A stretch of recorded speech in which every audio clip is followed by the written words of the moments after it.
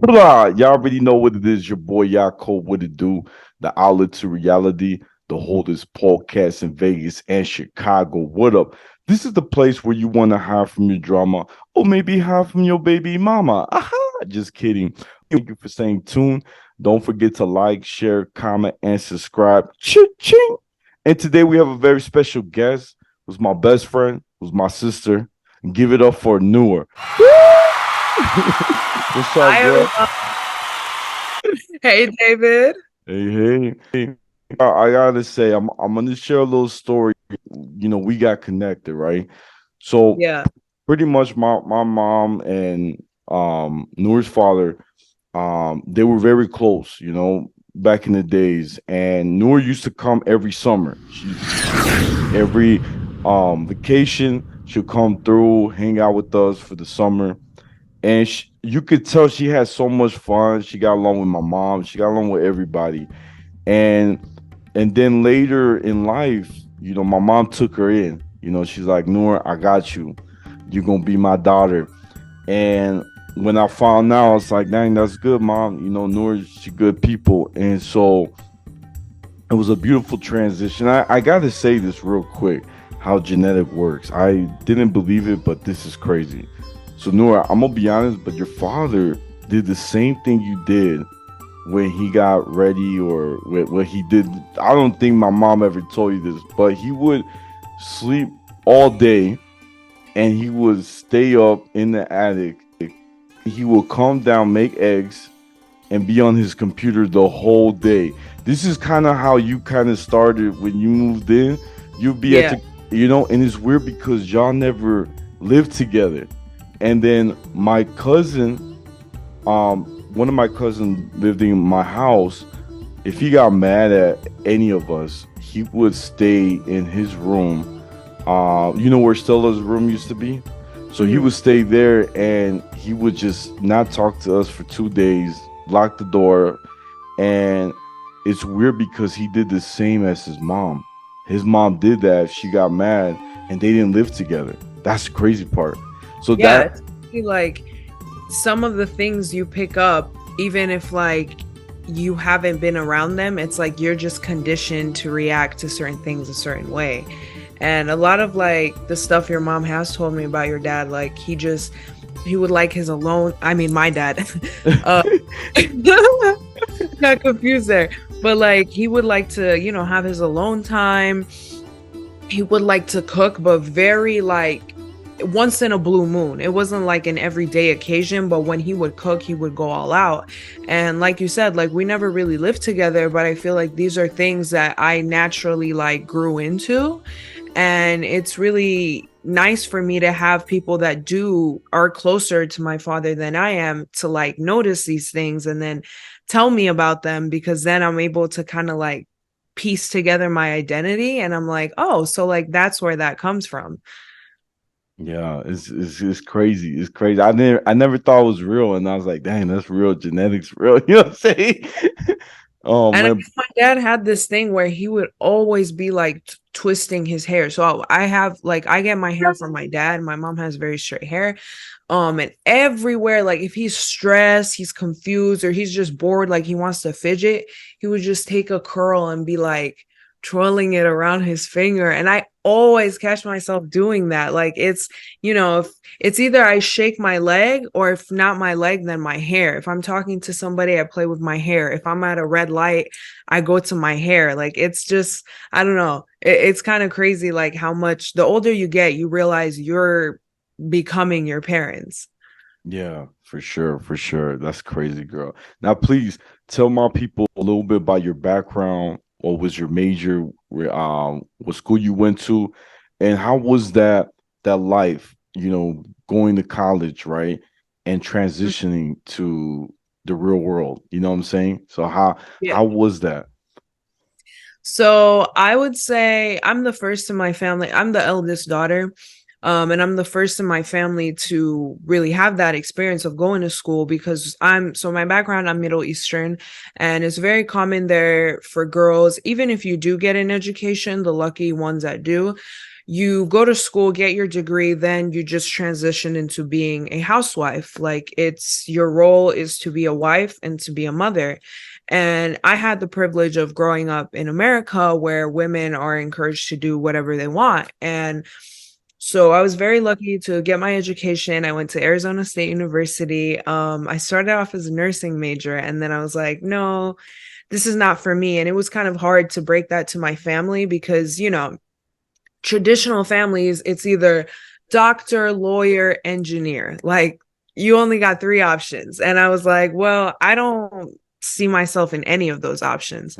So, yeah, I decided to go into business and specifically marketing because I've always like, I have an appreciation for art and also the emotional and psychological background behind it and like how seeing certain things appeals to your emotions or it can appeal to your needs, and that's what makes you inclined to buy things. And I mean, it's part of our everyday world. Every day you're buying something because either like, it's an emotional need, it's a physical need. So I was just very interested in that. And my family was like, well, what are you going to do with that? Like, nobody has ever done that. And so it was very hard for me to do that and have like, I feel I didn't really have any role models. So it was just kind of like me doing certain things and like praying to God that this is the right move and that I don't mess it up. So, they're not like, oh, like we told you so. And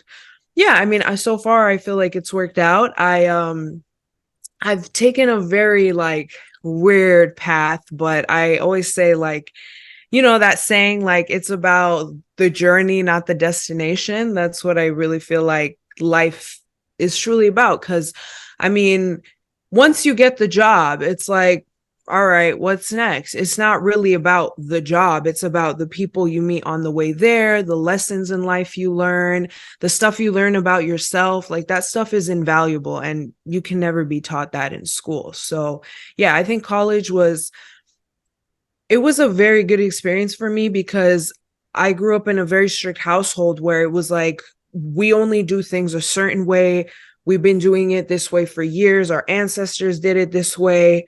And so to break out of that and to I dormed in college and I got to live with all kinds of people, all nationalities, all backgrounds. And it like showed me that, it doesn't have to be a certain way. We live in a time where, on social media, you can go and literally learn anything. And I think there's beauty in that because a lot of the stuff you're taught growing up, it's good and useful, but some of it, maybe you don't completely agree with it. And I feel right now we're at a time where that's okay. Like if you don't want to do things a certain way that you were taught to do, you can do it a completely different way. And I just really enjoyed that, like learning stuff from my roommates and also, learning to be with different people.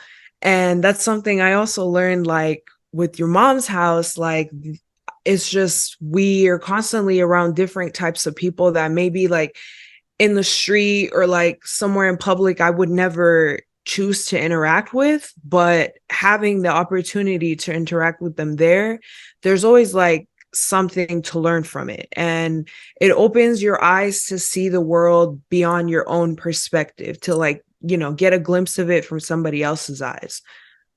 Wow, that's beautiful. I love that a lot. I think too that college is it could be a tough experience, especially being a first generation. I'm a first generation too, and not knowing how to do FAFSA, not knowing how to do the financial aid, and how to find your class. And I was trying to, you know what I'm saying?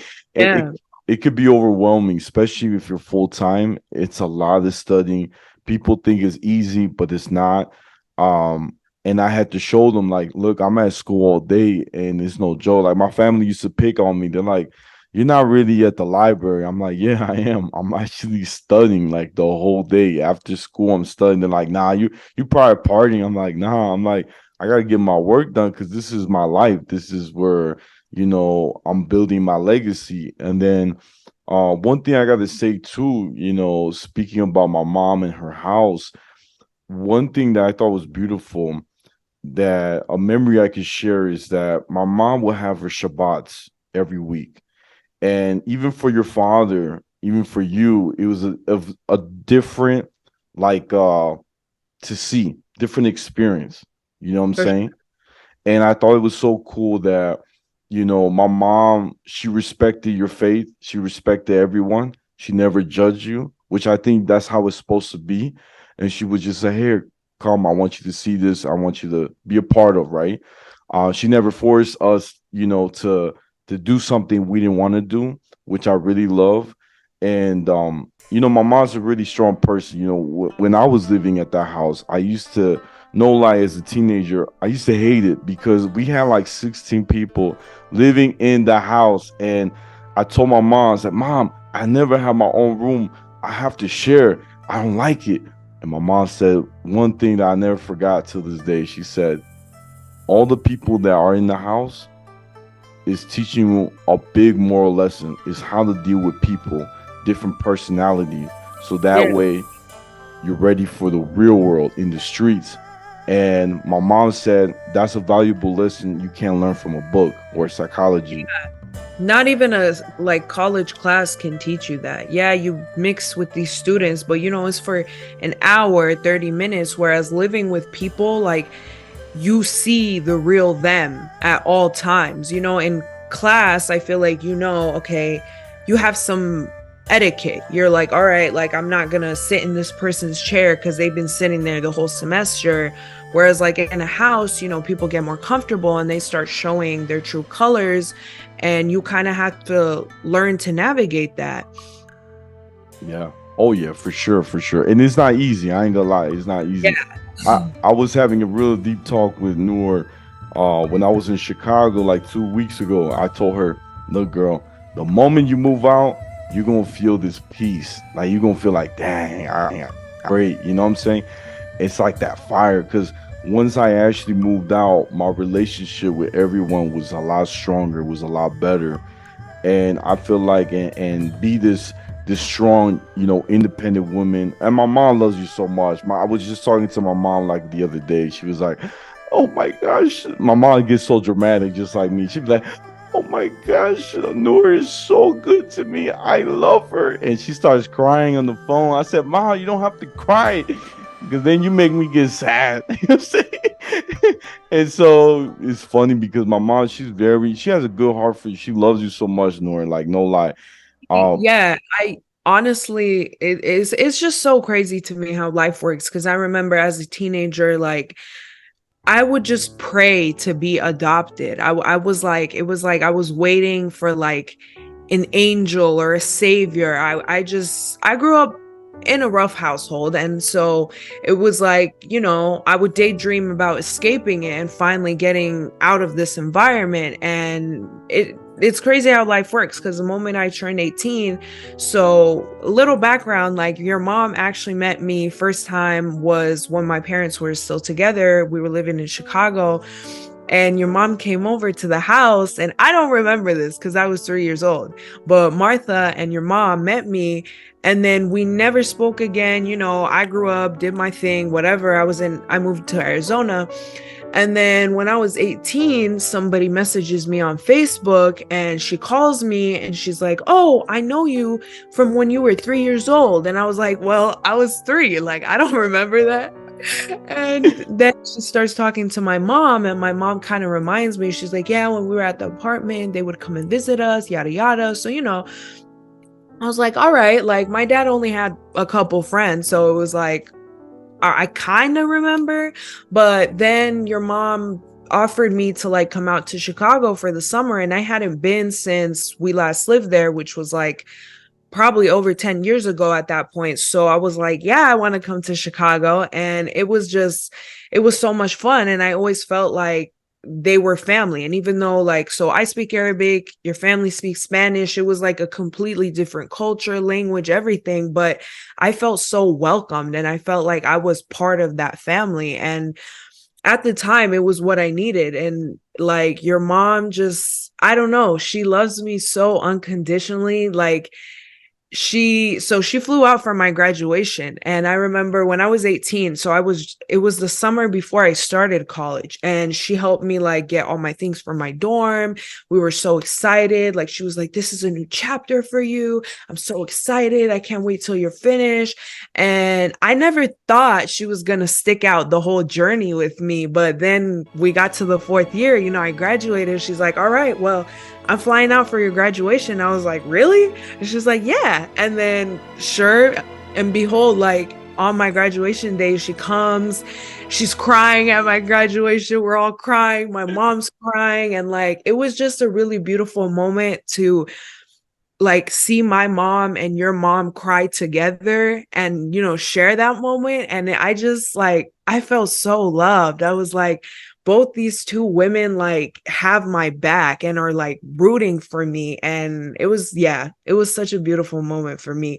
And it was like my mom kind of passed the baton to your mom and was like, all right, like I trust you, you take good care of her, like she's as much as your daughter as she's mine. And I love that moment. Whoa, I did not know that part that they both cried. That's deep. That's so Yeah. deep. Like I was trying not to cry because I had my makeup on and everything. We were taking pictures, but it was just like it was so much love on that day. That's amazing, Noor. That's I do want to share one little thing. So I just had a little get together at my mom's house.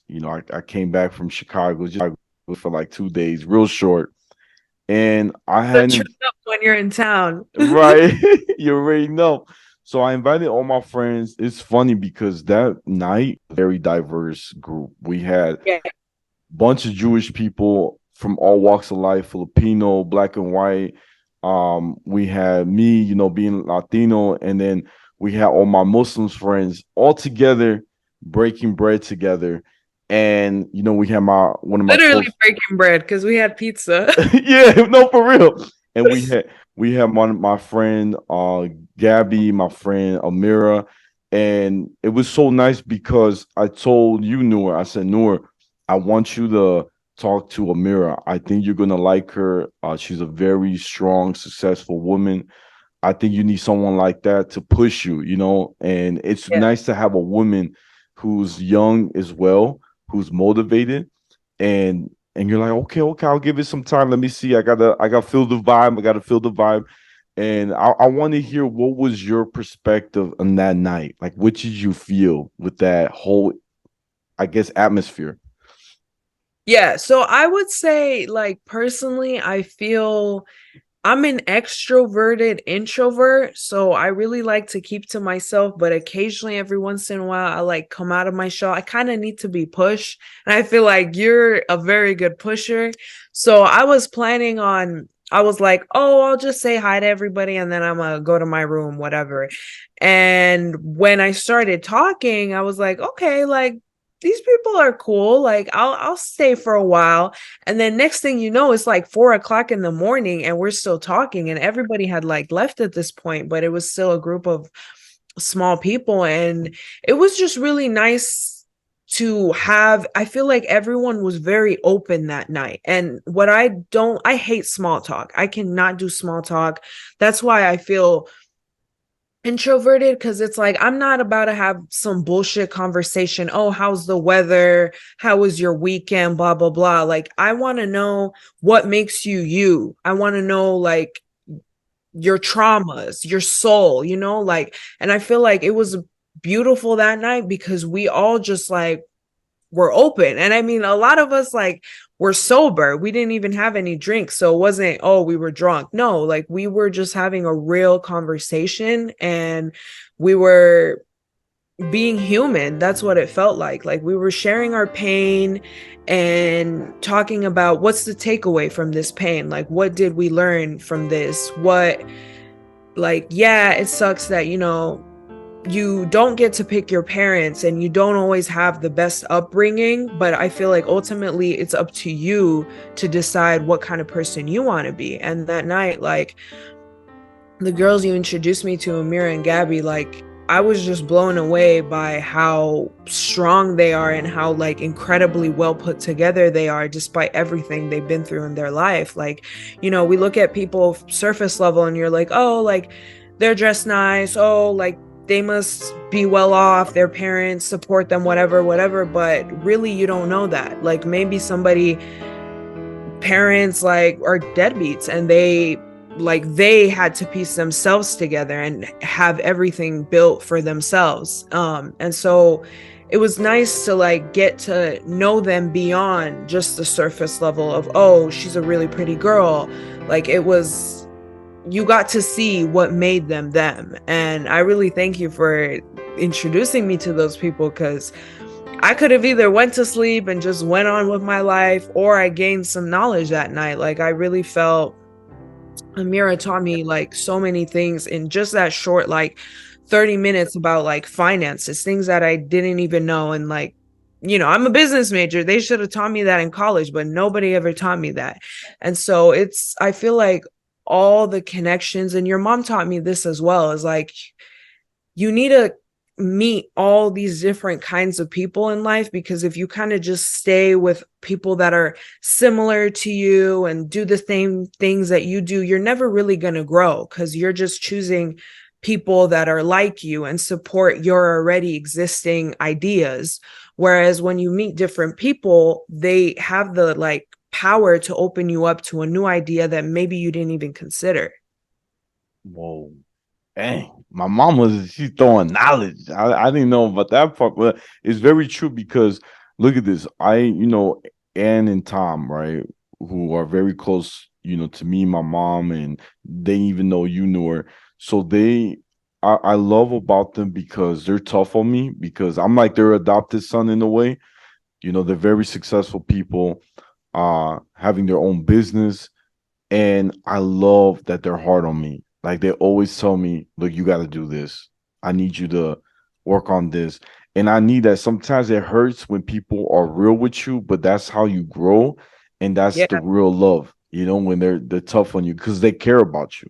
So Yeah. I think it's great. And also when you talk to successful people, they have their mindset is different than how the average Joe may think, because their mind is thinking about to build or how to maintain an empire, how to continue, moving in life and, making big changes, right? And somebody who's an average Joe might just think about, okay, I'm just gonna get a regular job, something like that. It's a little different. You see what I'm Yeah. saying? It's more from like point A to point B, whereas other people, they see like the bigger picture. Yeah, yeah, exactly, girl. Man, that was so deep. That was so deep.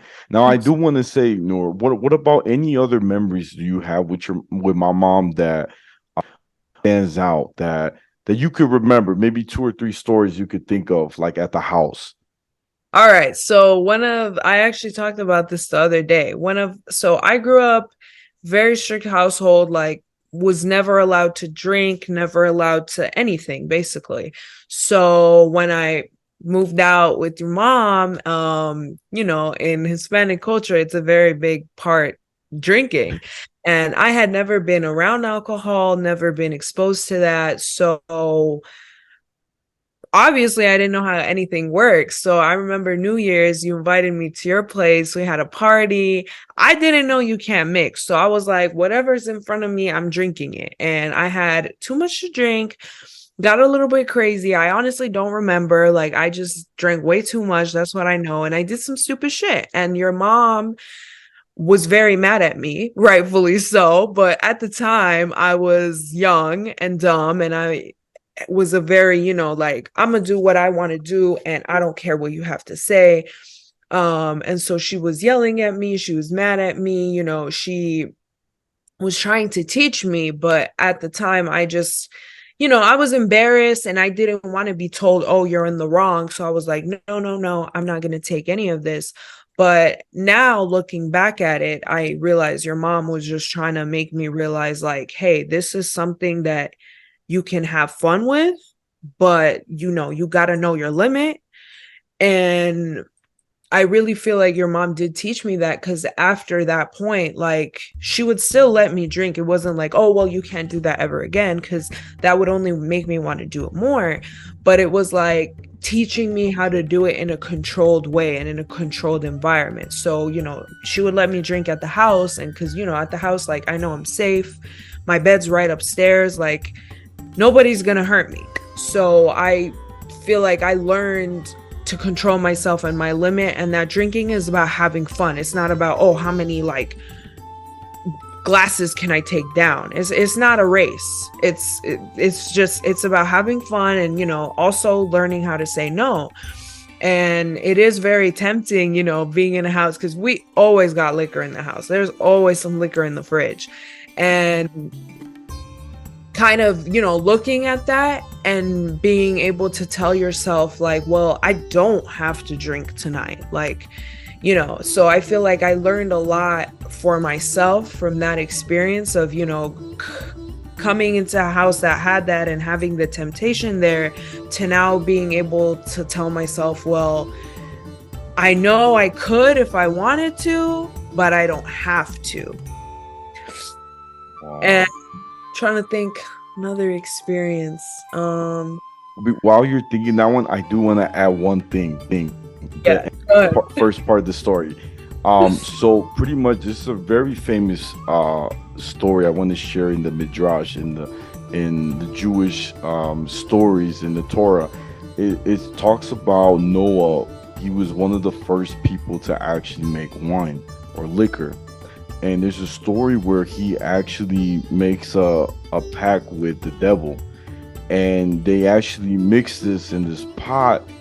And so it's crazy because the end of the story, well, if you remember, Noah got drunk after they made it from the ark. There's no more flood. They made it to the land.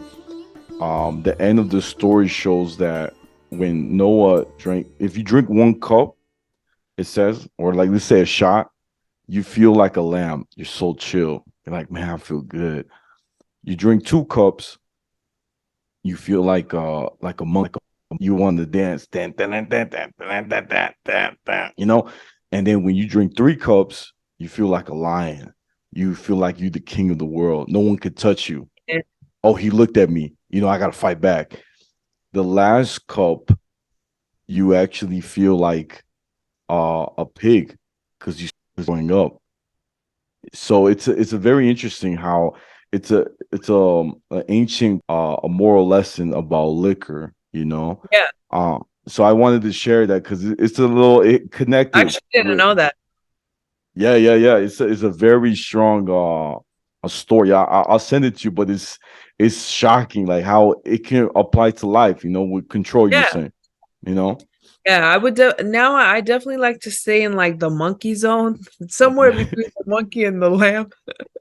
But lion, sometimes it's nice if you can control it, but sometimes it's like it also depends on the people you're around. If you're in an environment where you feel threatened and you gotta like, that, then maybe you shouldn't be drinking with those people. But yeah, it's something like you have to learn eventually. And I'm really glad I learned younger than older, because I feel like the older you look, nobody wants to deal with your shit. But when you're young, it's like, oh, well, they're young. It's okay. They didn't know any better. So I'm really glad I got that lesson when I was younger. Yeah, that's beautiful, girl. Well, look, I'm gonna have to wrap it up. I know you had one more story, but let me wrap it up because then Zoom is gonna kick us out. You see? All right, all So right. let me just say this, guys. This is the Outlet to Reality, the oldest podcast in Vegas and Chicago. Every Tuesday. Don't forget to like, share, comment, and subscribe. Ching! Y'all know where to find me. I'm on Instagram, YouTube, Spotify, on the Outlet to Reality. My Snapchat is Take One Pass It. And my TikTok is at Yaakov28. And Noor, where can my fans find you? I am undercover, nowhere to be found. So, if you find me, I gotta be like, you're not gonna find me, basically. But thank you for having me, and thank you for giving me this platform to speak. Of course. It's an honor.